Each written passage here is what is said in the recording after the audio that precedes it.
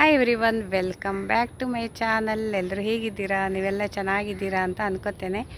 ಇವತ್ತು ನಮ್ಮ ಮನೆಗೆ ಮ್ಯಾಂಗ್ಳೂರಿಂದ ಒಂದು ಟೀಮ್ ಬರ್ತಿದೆ. ಏನಕ್ಕಪ್ಪ ಅಂದರೆ ನಮ್ಮ ವಾಟರ್ ಟ್ಯಾಂಕ್ ಕ್ಲೀನ್ ಮಾಡೋದಕ್ಕೆ.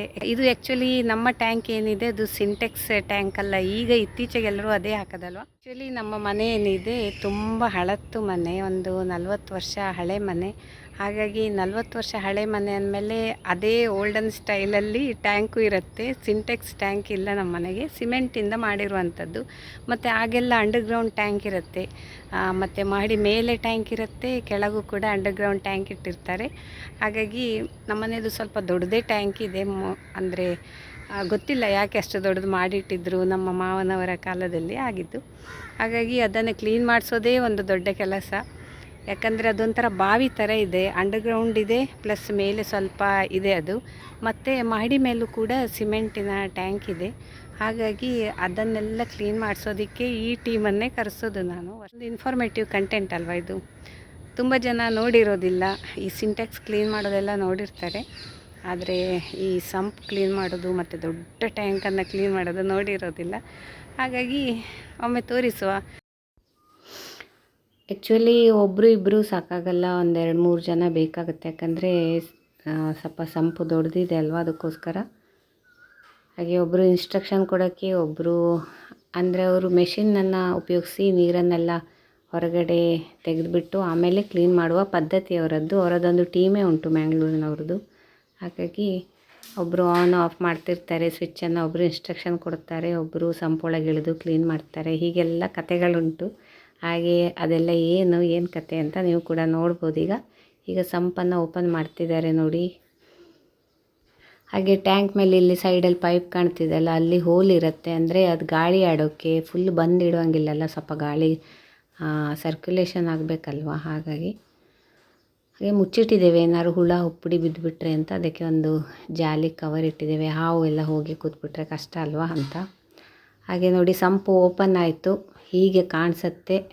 ಆ್ಯಕ್ಚುಲಿ ದಿಢೀರ್ ಅಂತ ಬಂದುಬಿಟ್ರು, ಹಾಗಾಗಿ ನೀರೆಲ್ಲ ತುಂಬ ಸ್ಟಾಕ್ ಇತ್ತು. ಆ್ಯಕ್ಚುಲಿ ನೀರೆಲ್ಲ ಈಗ ಮೇ ತಿಂಗಳಲ್ಲಿ ದಿನ ಬಿಟ್ಟು ದಿನ ಅಥವಾ 2 ದಿನಕ್ಕೊಮ್ಮೆ ನೀರು ಬಿಡ್ತಾರಲ್ವ, ನಾವು ಸ್ಟಾಕ್ ಮಾಡ್ಕೊಂಡಿರ್ತೇವೆ. ಹಾಗಾಗಿ ಅದು ನೀರು ತುಂಬ್ಕೊಂಡೈತಿ, ಅದನ್ನೆಲ್ಲ ವೇಸ್ಟ್ ಮಾಡಿಲ್ಲ. ಈಗೆಲ್ಲ ಕ್ಲೀನಾಗಿ ತೊಳೆಯೋಕ್ಕಾಯ್ತು ನೋಡಿ.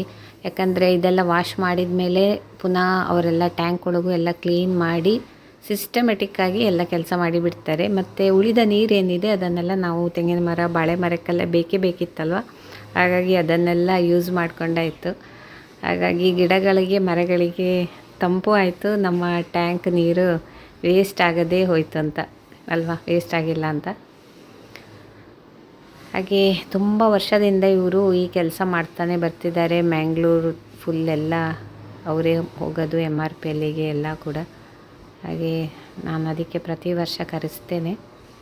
ಒಮ್ಮೆ ಕ್ಲೀನಾಗಿ ಬಿಟ್ಟರೆ 1 ವರ್ಷ ಓಕೆ. ಹಾಗೆ ಇವರನ್ನೆಲ್ಲ ಮ್ಯಾನೇಜ್ ಮಾಡುವವರು ಈಗ ಬರ್ತಾರೆ ನೋಡಿ, ಇವರೇ ಅವರು, ಪ್ರವೀಣ್ ಅಣ್ಣ ಅಂತ.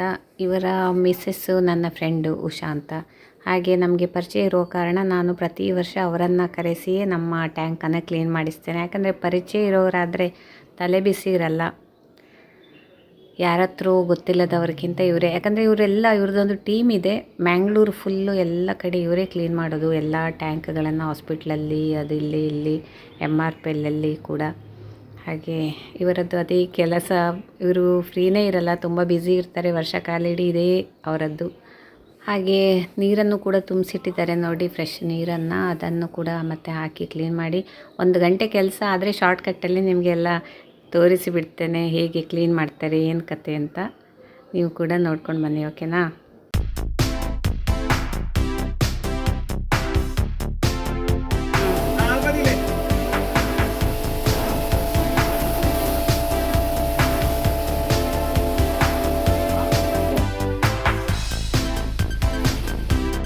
ಹಾಗೆ ಪ್ರವೀಣ್ ಅಣ್ಣ ಸ್ವಿಚ್ ಆನು ಆಫ್ ಮಾಡ್ತಾ ಇರ್ತಾರೆ. ಅವರು ಕ್ಲೀನ್ ಮಾಡುವಾಗ ಬೇಕಾದಾಗ ಆನ್ ಮಾಡಿ, ಮತ್ತು ಅದು ಪಂಪ್ ಇದೆ ಅಲ್ವಾ, ಅದನ್ನು ಆಪ್ರೇಟ್ ಮಾಡೋಕ್ಕೆ ಬೇಕಾಗತ್ತೆ. ಹಾಗೆ ಅವರು ಅದನ್ನು ನೋಡ್ಕೋತಾರೆ.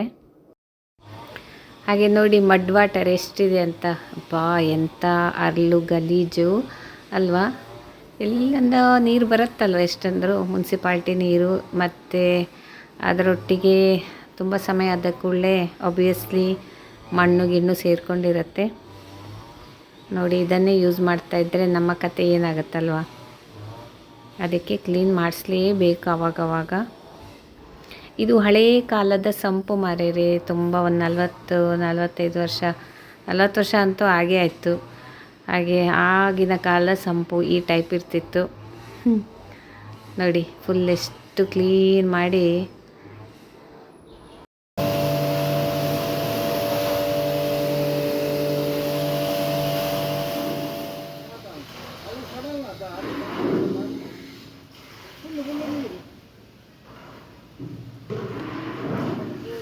ಹಾಗೆ ಅದರೊಟ್ಟಿಗೆ ನೋಡಿ ಲಾಸ್ಟಿಗೆ ಎಲ್ಲ ಆದ ಮೇಲೆ ಕೆಳಗೆ ಫುಲ್ಲು ಕೆಸರನ್ನೆಲ್ಲ ಒಂದು ಬಕೆಟಲ್ಲಿ ಮಗ್ದು ತೆಗೆದು ಹಾಕಿ ಅದನ್ನು ಪುನಃ ಲಿಫ್ಟ್ ಮಾಡಿ ಹೊರಗೆ ಚೆಲ್ತಾರೆ. ಪೈಪಲ್ಲಿ ಹೋಗಿದ್ದಂದೆ ಅಲ್ಲ, ಈ ರೀತಿಯೂ ಮಾಡ್ತಾರೆ. ಇಷ್ಟು ಮಡ್ಡು ವಾಟರ್ ಅಂತ. ಯಪ್ಪಾ, ಈಗ ನೆನೆಸಿದ್ರೆ ನಾವು ಇದನ್ನೇ ಉಪಯೋಗಿಸ್ತಿದ್ವಾ ಸ್ನಾನ ಮಾಡೋಕ್ಕೆ, ಮುಖ ತೊಳೆಯೋಕ್ಕೆ ಅಂತೆಲ್ಲ ಈಗ ಅನಿಸುತ್ತೆ ನೋಡುವಾಗ ಗಲೀಜು. ಆದರೆ ದಿನ ಕ್ಲೀನ್ ಮಾಡೋಕ್ಕಾಗತ್ತಾ? ಅದೇ ಕಷ್ಟ. ನೋಡಿ, ಹೋಗ್ತಾನೇ ಇದೆ ಗಲೀಜು ವಾಟರ್, ಗಲೀಜು ನೀರು. ಅಂತೂ 1 ಗಂಟೆ ಎಲ್ಲ ಕ್ಲೀನ್ ಮಾಡಿ ಫೈನಲಿ ನಮ್ಮ ಟ್ಯಾಂಕ್ ಹೀಗೆ ಕಾಣಿಸ್ತಿದೆ ನೋಡಿ. ಕ್ಲೀನ್ ಆಯಿತು. ಅದು ದೊಡ್ಡ ಸಂಪಲ್ವಾ, ಅಷ್ಟು ಟಾರ್ಚ್ ಬಿಟ್ಟು ನೋಡಬೇಕಷ್ಟೆ. ಆದರೂ ಆದಷ್ಟು ಟ್ರೈ ಮಾಡಿದ್ದೇನೆ ವಿಡಿಯೋ ಮಾಡೋಕ್ಕೆ. ಸೂರ್ಯನ ಬೆಳಕು ಸ್ವಲ್ಪ ಆಚೀಚೆ ಬರ್ತಿದೆ ನೋಡಿ. ಕ್ಲೀನ್ ಆಯ್ತಲ್ವ. ಇಷ್ಟು ದೊಡ್ಡ ಸಂಪು, ಒಂಥರ ಬಾವಿ ಥರ ಇದೆ ಇದು. ಹಾಗೆ ನೀರಿನ ಸಮಸ್ಯೆ ಇದ್ದರೆ ಸ್ಟೋರ್ ಮಾಡಿ ಇಟ್ಕೊಳ್ಳೋಕ್ಕೆ ಒಳ್ಳೆಯದು ಒಂದು ಲೆಕ್ಕದಲ್ಲಿ.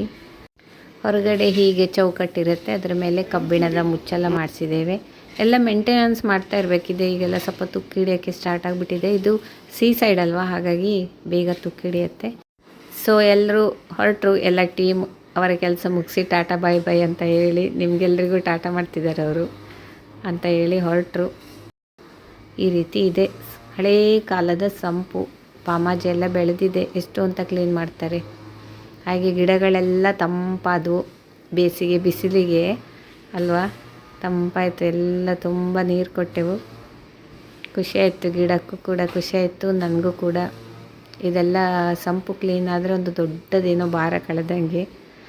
ಪ್ರವೀಣಣ್ಣ ಕೂಡ ಹೇಳ್ತಿದ್ರು, ಹಬ್ಬ ನಿಮ್ಮ ಟ್ಯಾಂಕ್ ಒಂದು ಕ್ಲೀನ್ ಆಯ್ತಲ್ಲ ಮೇಡಮ್, ಎಷ್ಟು ಸಮಯದಿಂದ ಬರ್ತೇವೆ ಅಂತ ಹೇಳಿ ಅಂತ. ಸೊ ನೋಡಿದ್ರಲ್ಲ ನಮ್ಮ ಮನೆ ಟ್ಯಾಂಕನ್ನು ಹೇಗೆ ಕ್ಲೀನ್ ಮಾಡಿದ್ರು, ಎಷ್ಟು ದೊಡ್ಡ ಟ್ಯಾಂಕ್ ಅಂತ. ಅದು ತುಂಬ ದೊಡ್ಡದು ಬಾವಿ ಥರ ಇದೆ. ಹಾಗೆ ಕ್ಲೀನ್ ಮಾಡಿ ಹೋದರು. ಖುಷಿ ಆಯಿತು. ತುಂಬ ಚೆನ್ನಾಗಿ ಕ್ಲೀನ್ ಮಾಡಿದ್ದಾರೆ. ಒಂದು ಪರ್ಫೆಕ್ಟ್ ಆದ ಕೆಲಸ ಅವರದ್ದು, ಯಾವಾಗಲೂ ಕೂಡ ಹಾಗೇ. ಅದಕ್ಕೋಸ್ಕರ ನಾನು ಅವರನ್ನೇ ಕರೆಸೋದು ಪ್ರತಿ ವರ್ಷ. ವೆರೈಟಿ ವೀಡಿಯೋಸನ್ನು ಹಾಕ್ತಾ ಇರ್ತೇನೆ. ಹಾಗೆ ಇನ್ಫಾರ್ಮೇಟಿವ್ ವೀಡಿಯೋಸ್, ಎಂಟರ್ಟೈನ್ಮೆಂಟ್, ರೆಸಿಪೀಸ್, ಅದು ಇದು ತುಂಬ ವೆರೈಟಿ ಇರುತ್ತೆ. ಕೆಲವೊಂದು ವಿಷಯಗಳನ್ನು, ಮುಖ್ಯವಾದ ವಿಷಯಗಳನ್ನು ನಿಮ್ಮೊಟ್ಟಿಗೆ ಶೇರ್ ಮಾಡ್ತೇನೆ. ತಿಳಿದಿರಲೇಬೇಕಾದ ವಿಷಯ ಕೆಲವೊಬ್ಬರಿಗೆ ತಿಳಿದಿರಲ್ಲ, ಗೊತ್ತಿರಲ್ಲ. ಡೇ ಟು ಡೇ ಲೈಫಲ್ಲಿ ಏನೆಲ್ಲ ನಡೆಯುತ್ತೆ, ಕೆಲವೊಂದು ಸಂಗತಿಗಳು, ತಿಳ್ಕೊಂಡಿರಬೇಕಾದ ಸಂಗತಿಗಳನ್ನು ಶೇರ್ ಮಾಡ್ತೇನೆ. ಸೊ ಚಾನಲನ್ನು ಸಬ್ಸ್ಕ್ರೈಬ್ ಮಾಡಿ. ಇನ್ನೊಂದು ಬೆಸ್ಟ್ ಬ್ಲಾಗೊಂದಿಗೆ ಮತ್ತೆ ಸಿಗ್ತೇನೆ. ಅಲ್ಲಿವರೆಗೆ ಟೇಕ್ ಕೇರ್, ಬಾಯ್.